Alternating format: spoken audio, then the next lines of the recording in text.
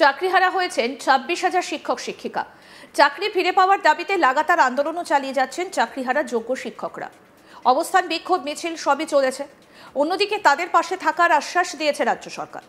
এরই মাঝে বড় খবর, বিধাননগর পুলিশের হাতে চাকরিহারা যোগ্য শিক্ষক মঞ্চের 2 শিক্ষকের কথোপকথন। সূত্র থেকে পাওয়া সেই কথোপকথনের মধ্যে হিংসাত্মক আন্দোলনের ইঙ্গিত রয়েছে বলেই মনে করছে পুলিশ। রবিবার এই বিষয়ে বিস্তারিত জানিয়েছেন বিধাননগরের ডিসি অনিশ সরকার। তিনি বলেন, চাকরিহারা যোগ্য শিক্ষক মঞ্চের সুমন বিশ্বাসের সোশ্যাল মিডিয়া পোস্ট এবং একটা মেল আমাদের পাঠানো হয়। সোমবার প্রতিবাদের ডাক দেওয়া হয়েছে। কলকাতা হাইকোর্টের নির্দিষ্ট জায়গা থেকে বাইরে করা হচ্ছে, তাই আমরা পারমিশন দিইনি। একটা রেকর্ডেড কনভারসেশন পাই, তাতে কিছু হিংসাত্মক গতিবিধির কথা আমরা পেয়েছি, সেটা 6 মিনিটের। সেখানে হিংসাত্মক কিছু একটা করার কথা বলা হচ্ছে। এর ভিত্তিতে আমরা একটা কেস করেছি এবং তদন্ত শুরু হয়েছে। এই কথোপকথনে 2 জনকে প্রাথমিকভাবে চিহ্নিত করতে পেরেছি, তাদের বিরুদ্ধে তদন্ত করছি। আসুন সেই ভয়েস রেকর্ডেড কথোপকথন আসুন শোনাই আপনাদের।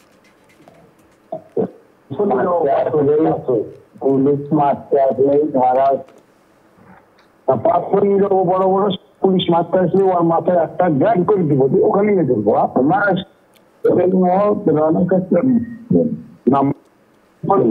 একবার মেরেই দিব একটা, বুঝলো তো? গোটা কলকাতা জ্বলবে, বুঝলো তো? যে এরকম পুলিশ করবে গোটা কলকাতা জ্বলবে। হ্যাঁ, জ্বলবে না? যে এরকম মারতে পারবে, সবাই মারতে পারবে, সবাই মারতে পারবে, সবাই যাবো।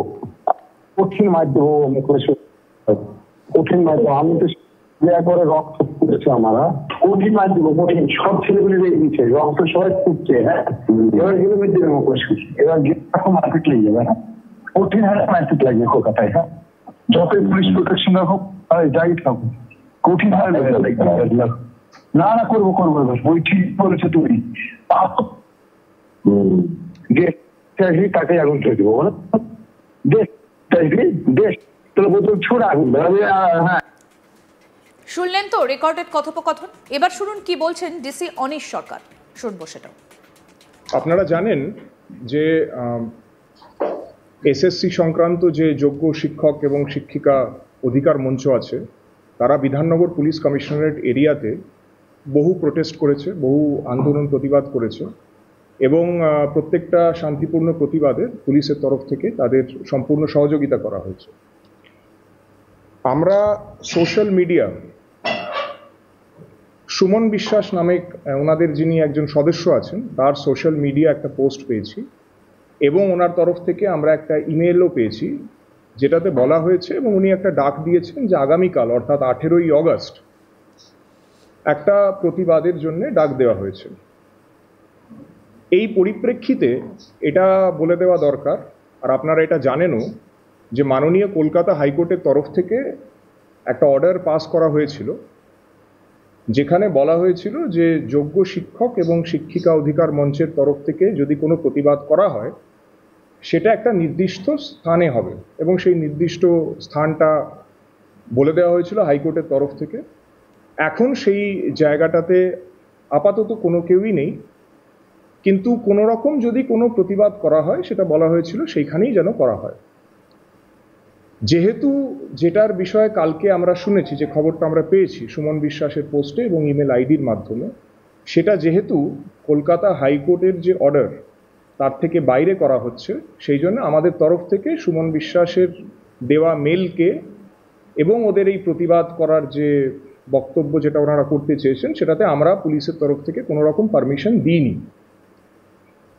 আজকে আমাদের কাছে গোপন সূত্রে এটি খবর আসে, একটি রেকর্ডেড কনভারসেশন আমরা পাই, যেখানে দুজনের মধ্যে একটি কথোপকথন আছে।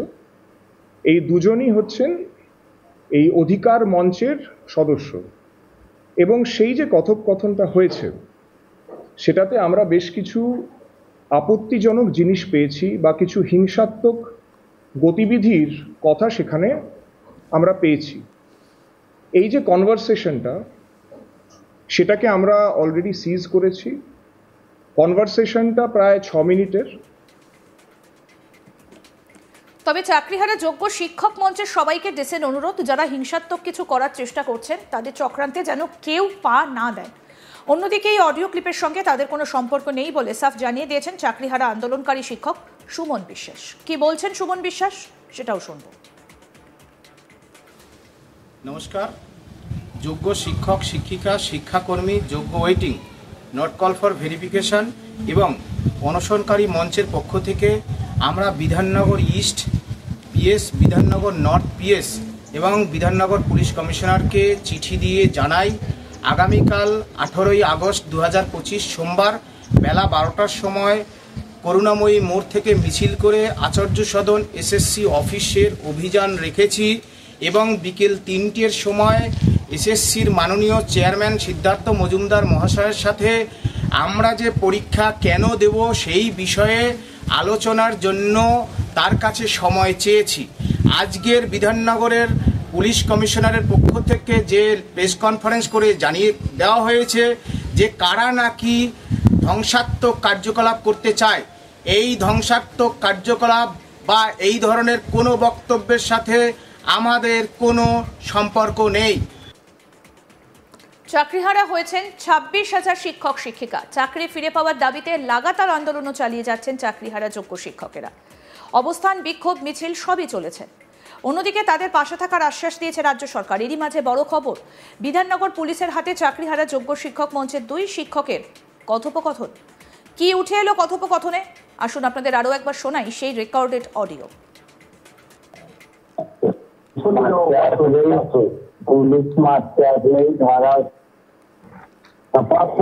বড় বড় পুলিশ মারতে আসলে ওর মাথায় একটা গ্যাগ করে দিব, ওখানে নিয়ে দেবো।